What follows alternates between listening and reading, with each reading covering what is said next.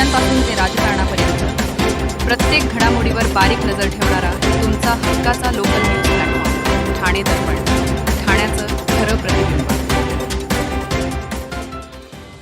ठाण्याच्या कोपरी पोलीस ठाण्यात आज माझ्या पोलीस स्टेशनला भेट द्या हा राज्यस्तरीय उपक्रम उत्साहात पार पडलाय.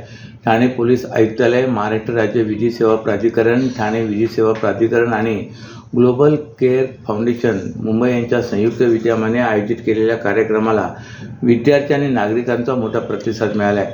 ठाणे पोलीस आयुक्त आशुतोष डुंबरे यांच्या मार्गदर्शनाखाली विशेष कार्यक्रम घेण्यात आला आहे, ज्यात नागरिकांनी पोलिसांच्या विविध विभागांचे काम, तपास पद्धती, कायदेशीर मदत सेवा याबद्दल प्रत्यक्ष माहिती घेतली.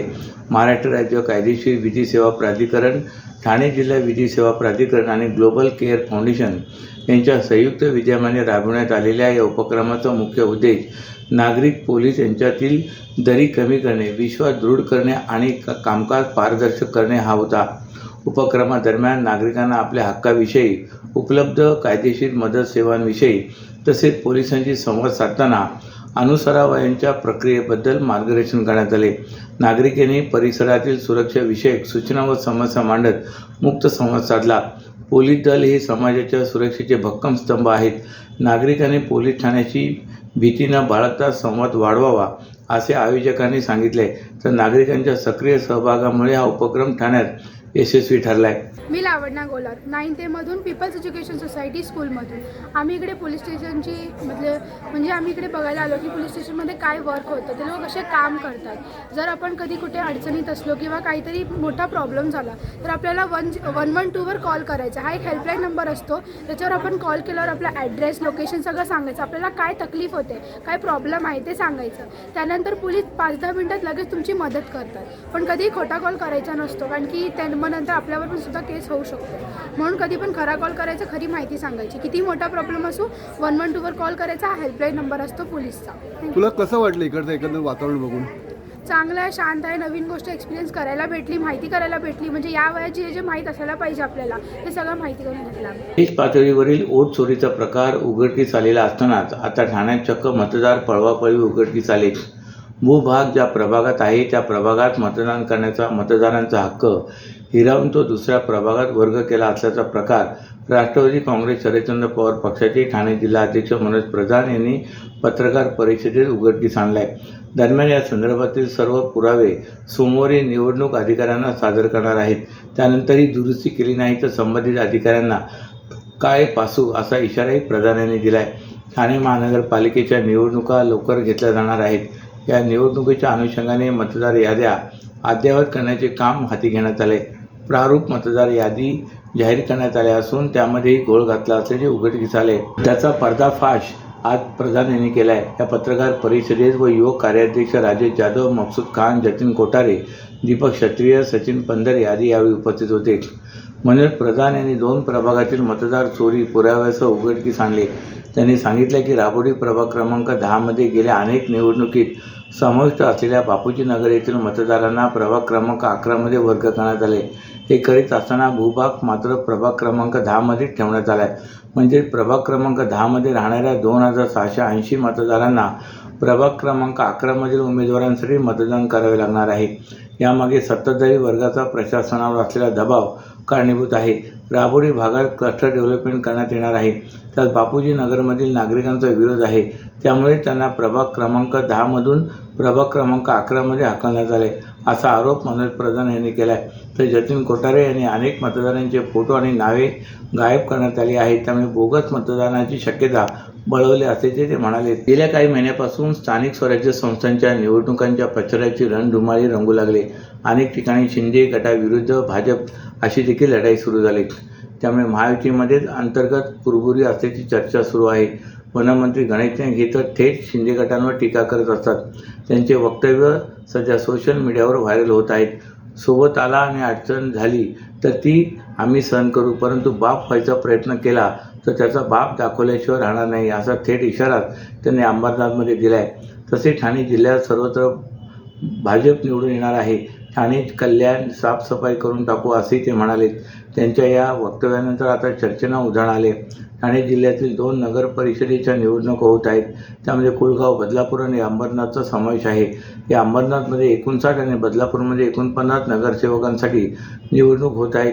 ठाणे जिल्ह्यातील या निवडणुका उपमुख्यमंत्री एकनाथ शिंदे यांच्यासाठी प्रतिष्ठेच्या आहेत. परंतु या ठिकाणी महायुतीचे उमेदवारच एकमेकांच्या विरोधात रिंगणात उभे आहेत. बदलापूर येथे शिंदे गटाविरुद्ध भाजप आणि राष्ट्रवादी हे एकत्र निवडून लढत आहेत. तर अंबरनाथमध्ये शिंदे गट, भाजप आणि राष्ट्रवादी अजित पवार या तिघांनीही एकमेकांविरोधात उमेदवार उभे केले आहेत. या दोन्ही नगर परिषदा अ वर्गाच्या असल्याने अनेक ठिकाणी प्रचारादरम्यान वाद देखील होत आहेत. सर्व नागरिकांना आवाहन करण्यात येत आहे की सध्या डासांमार्फत पसरणाऱ्या डेंग्यू या आजाराचा प्रसार रोखण्यासाठी प्रत्येकाने पुढीलप्रमाणे कार्यवाही करावी. डेंग्यू आजार एडिस इजिप्ती हा डास चावल्याने होतो. या डासांची पैदास साचलेल्या किंवा साचवलेल्या स्वच्छ पाण्यामध्ये होते. 8 दिवसांपेक्षा जास्त दिवस पाणी उघडे व साचून राहिल्यास त्यात डास अंडी घालतात. अंड्यांच्या अळ्या तयार होऊन पुढे डास तयार होतात. यासाठी आपल्या घरातील पाणीसाठे उदाहरणार्थ बॅरल्स, पिंपे, टाक्या, हौद, रांजणे इत्यादी दर आठवड्याला रिकामे करून घासून पुसून कोरडे करून पुन्हा भरावे. 1 दिवस कोरडा दिवस म्हणून पाळावा.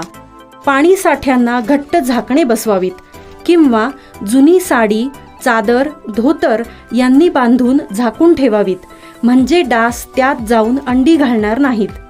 घराच्या गच्चीवर, आजूबाजूला, अंगणात कोठेही पाणी साचू देऊ नये. भंगार सामान उघड्यावर टाकू नये. उदाहरणार्थ टायर्स, प्लास्टिक सामान, कुंड्या, टाकाऊ वस्तू इत्यादी. अशा सामानात पावसाचे पाणी साठून त्यात डेंग्यूच्या डासांची पैदास होते. घरातील कूलर्स, फ्रीजच्या पाठीमागील ट्रे हे देखील वेळोवेळी कोरडे करावेत. लक्षात ठेवा, नुसत्या फवारणीने डास घनता कमी होत नाही, तर त्यासाठी डास पैदास ठिकाणे नष्ट करणे ही आपल्या सर्वांची जबाबदारी आहे. कोणताही ताप अंगावर न काढता जवळच्या शासकीय रुग्णालयात मोफत औषधोपचार घ्या. अशा प्रकारे नागरिकांनी सहकार्य केल्यास डेंग्यूचा प्रसार रोखणे सहज शक्य आहे. ठाणे गुन्हे शाखेच्या पथकाने MD या अंमली पदार्थांची विक्री करण्यासाठी आलेल्या दोघांना अटक केले. त्यांच्याकडून 1,92,000 रुपये किमतीचा अंमली पदार्थांचा साठा जप्त करण्यात आला आहे. ठाणे पोलीस आयुक्त आशिष टुंबरे यांच्या आदेशानुसार पोलिसांकडून शहरात अंमली पदार्थ विरोधात विशेष मोहीम राबवण्यात येत आहे. यामध्ये अंमली पदार्थ विक्री करणाऱ्यांविरोधात पोलिसांकडून सातत्याने कारवाई होत आहे. याच मोहिमेअंतर्गत ठाणे गुन्हे शाखेचे पोलीस उपायुक्त अमरसिंग जाधव, ठाणे गुन्हे शाखाचे 2चे सहाय्यक पोलीस आयुक्त विनय घोरपडे यांच्या मार्गदर्शनाखाली ठाणे अंमली विरोधी पथकाने मोठी कारवाई केली. त्या कारवाईत पथकाने 1,92,000 रुपये किमतीचा अंमली पदार्थांचा साठा जप्त केला आहे. तसेच या कारवाईत सचिन सुभाष चव्हाण आणि रवी शामवीर डागोर यांच्यासह आणखी 6 जणांना अटक करण्यात आली. या प्रकरणी कापूरवाडी पोलीस ठाण्यात गुन्हा दाखल करण्यात आला आहे. कापूरवाडी पोलीस ठाण्यात NDPS कायद्याअंतर्गत दाखल प्रकरणाच्या तपासादरम्यान आरोपी सचिन चव्हाण याला ताब्यात घेऊन त्याच्याकडून 29.6 ग्रॅम नेफोड्रीन जप्त करण्यात आले. त्यानंतर पुढील तांत्रिक विश्लेषण आणि गुप्त माहितीच्या आधारे रवी शामवीर डागोर याला देखील पोलिसांनी अटक केले. त्याच्या अंगझडतीत 34 ग्रॅम आणि घरझडतीत 922 ग्रॅम असा मोठ्या प्रमाणात MD हस्तगत करण्यात आला आहे. या गुन्ह्याच्या तपासात एकूण 6 आरोपींना अटक करण्यात आली असून त्यांच्या ताब्यातून 999.2 ग्रॅम मेफोड्रीन तसेच मोबाईल फोन मिळून अंदाजे 1,92,000 रुपयांचा मुद्देमाल जप्त करण्यात आला आहे. या प्रकरणाचा पुढील तपास सहाय्यक पोलीस निरीक्षक सुनील तारमाळे करतायत. ठाणे शहरात बेकायदेशीररित्या भटक्या श्वानांचे अवयव प्रत्यारोपण करणाऱ्या टोळी सक्रिय असल्याच्या तक्रारी पुढे येत आहेत.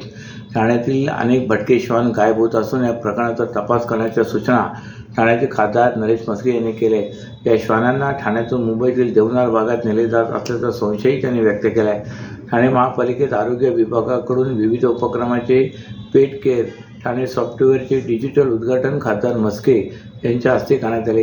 त्यावेळी त्यांनी भटक्या श्वानांबाबतचा मुद्दा उपस्थित केला आहे. ठाण्यातील काही प्राणीप्रेमींनी तक्रारी केल्या आहेत की त्यांच्या भागातील भटके श्वान गायब होत आहेत. हे खरे का खोटे याची माहिती नाही, परंतु काही खाजगी संस्था, खाजगी प्राण्यांचे रुग्णालय निर्बीजीकरण करणारे ठाण्यात येऊन श्वान इतर भटके प्राण्यांना घेऊन जातात. त्यांना मुंबईतील देवनार भागात 5 ते 10 दिवस ठेवतात. देवनार येथे नेलेले श्वान कधी परत आणले जात नाहीत. या प्राण्यांचे अवयव प्रत्यारोपणाचे काम काही टोळ्या करत असून त्या उत्तर भारतीय असल्याचा संशय मस्केने व्यक्त केला आहे. काही तक्रारी माझ्याकडे आल्या असून या प्रकरणात ठाणे महापालिकेने लक्ष देणे आवश्यक असल्याचे सांगत त्यांनी पशुवैद्यकीय विभागाच्या अधिकाऱ्यांनी जाब विचारला आहे. या ठाणे शहरामध्ये काही प्रायव्हेट हॉस्पिटल्स आहेत, देवनार वगैरे सारख्या ठिकाणची माझ्या कानावर काही गोष्टी आलेल्या आहेत. काही नागरिकांनी माझ्या तक्रारी केलेल्या आहेत की ते श्वान असतील, भटके कुत्रे असतील, ते लोक उचलले जातात, ॲम्ब्युलन्स आणून घेऊन दिले जातात. त्याच्यामध्ये महानगरपालिकेचा काही संबंध नसतो. काही कुत्रे जे भटके प्राणी आहेत ते जर त्या ठिकाणच्या लोकांनी जर 10 वेळा फोन केले तर 7-8 दिवसांनी आणले जातात किंवा आणले जात नाहीत. त्यामुळे एक संशयाचं वातावरण तयार केलेलं आहे. जी लोक काही बिहारी तरुणी यामध्ये आहेत आणि त्या ठिकाणी ऑर्गन ट्रान्सफर जो प्राण्यांमध्ये असतं असा एक संशय निर्माण होतो आहे. कित्येक कुत्रे गायब केले जात आहेत, परत आणले जात नाही आहेत. लोकांच्या तक्रारी येत्या. सिपींकडे सुद्धा ही तक्रार मी करणार आहे. ही जी काही टोळी कार्यरत झालेली दिसते यावर महापालिकेच्या आरोग्य विभागाने लक्ष द्यावं ही आज मी त्यांच्याकडे मागणी केलेली आहे. अशाच नव्या आणि ताज्या बातम्यांसाठी ठाणे दर्पणच्या पेजला लाईक करा आणि फॉलो करायला विसरू नका.